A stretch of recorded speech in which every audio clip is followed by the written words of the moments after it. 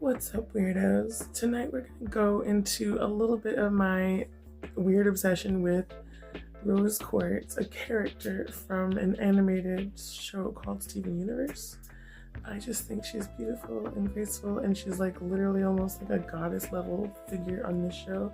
And curvy girls are underrepresented in media as glamorized, and we need more of that. It's very healthy and positive, so let's get right into it.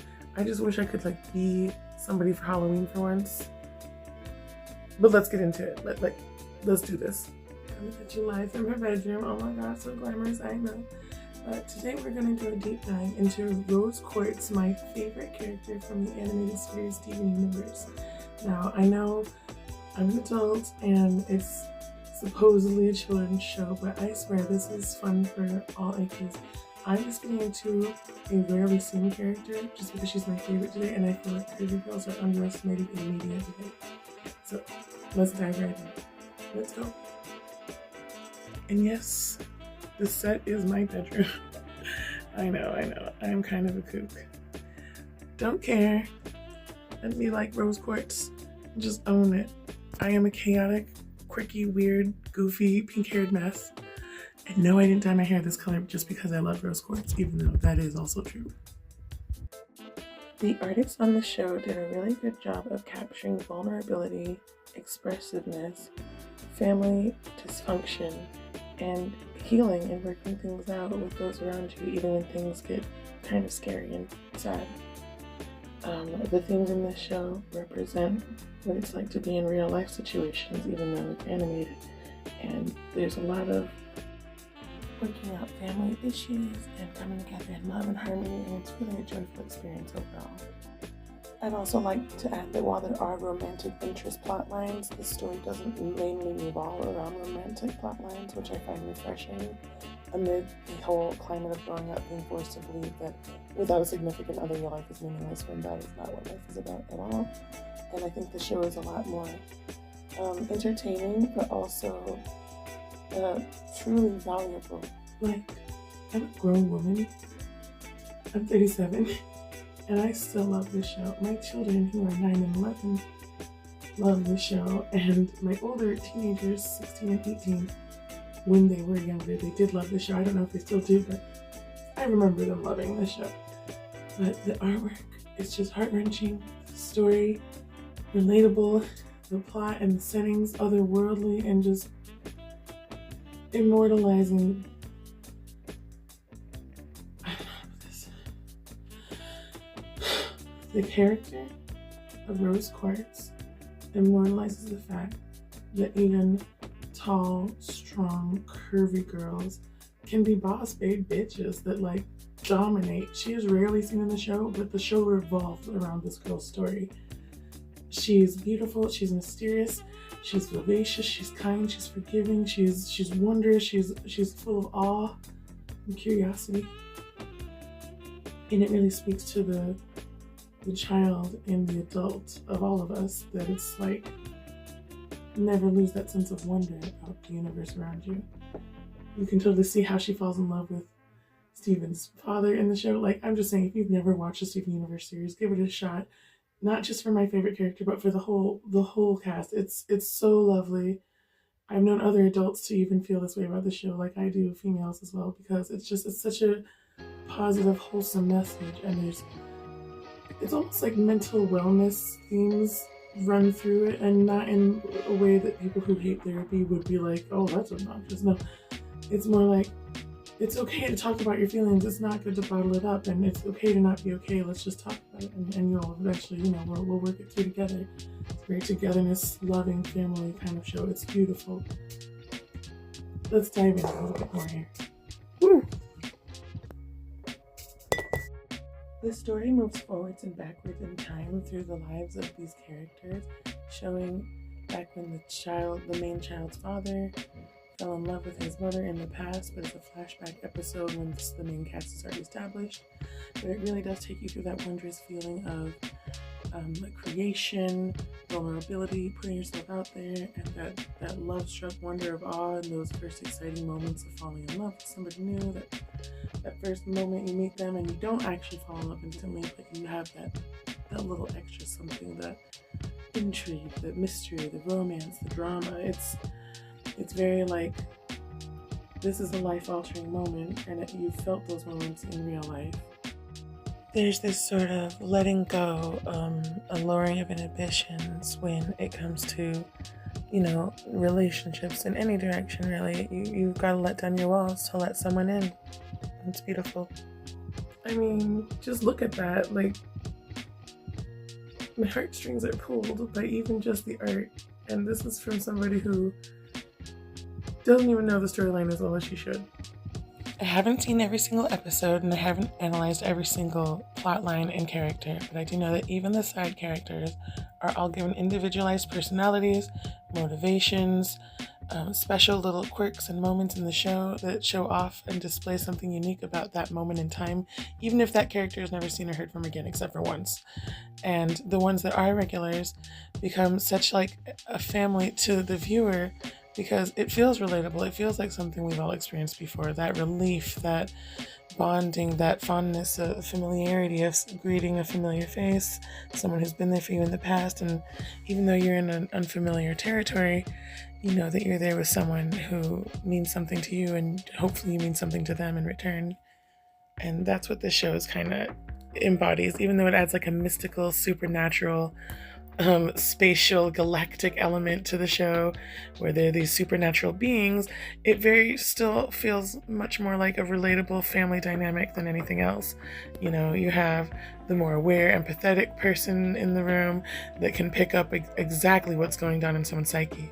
I mean, curvy queens are just underrepresented in media, and this character has been glamorized and is a boss and is a goddess, and she's strong and powerful and loving and courageous and kind and wonderful.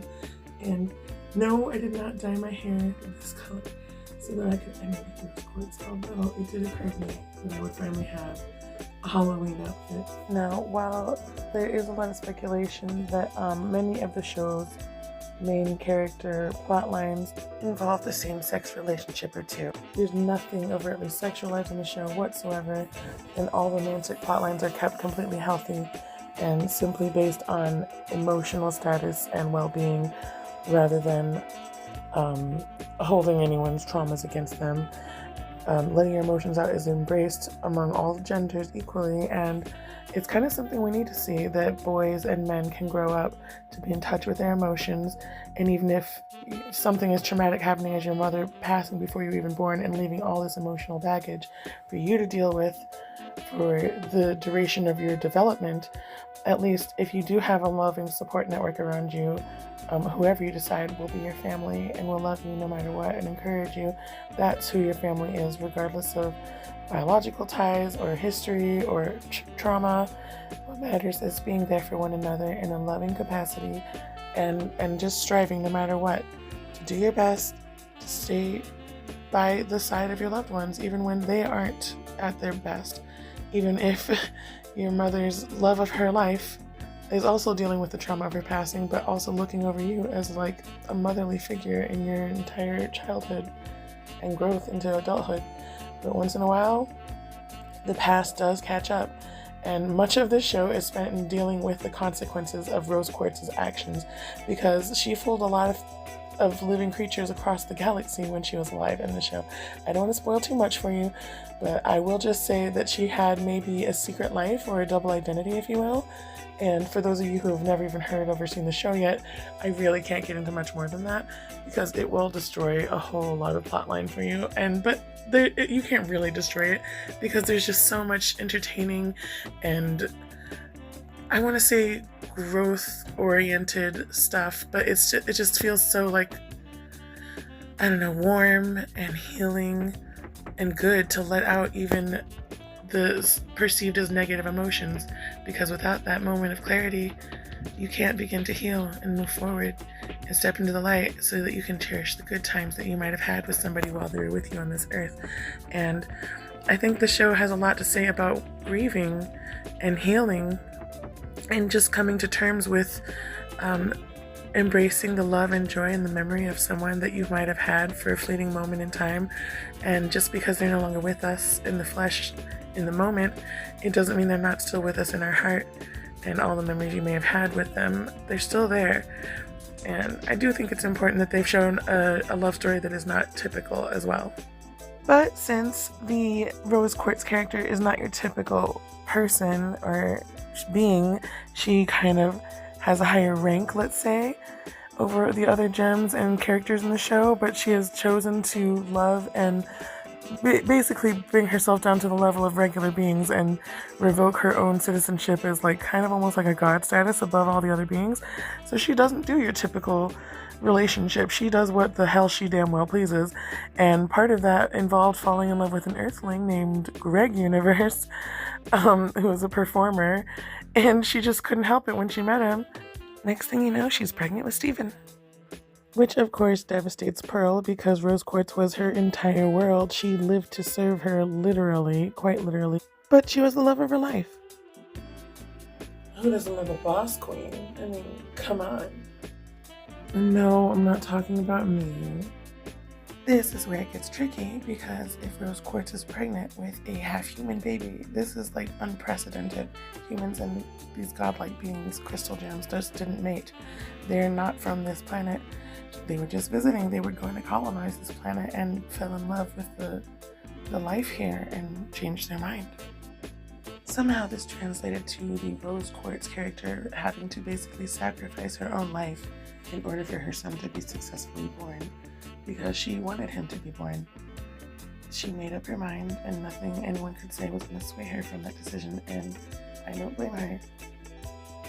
So, as you can imagine, the show Steven Universe being about a young boy who has never met his mother, the plotline revolving around this woman who has never existed within the actual timeline of the show itself is crazy to me and proves to me why Rose Quartz is the best character on the whole show. Actions and decisions and memories of her drive the entire force and plot of the show for all of its multiple seasons and a movie, I might add. And the writing and the music and the artistry is just brilliant and beautiful and moving.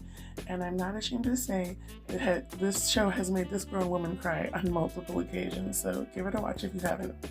That's it. I've decided. I think I'll be Rose Quartz for Halloween. Boss bitches represent. I love it. It's on. I just need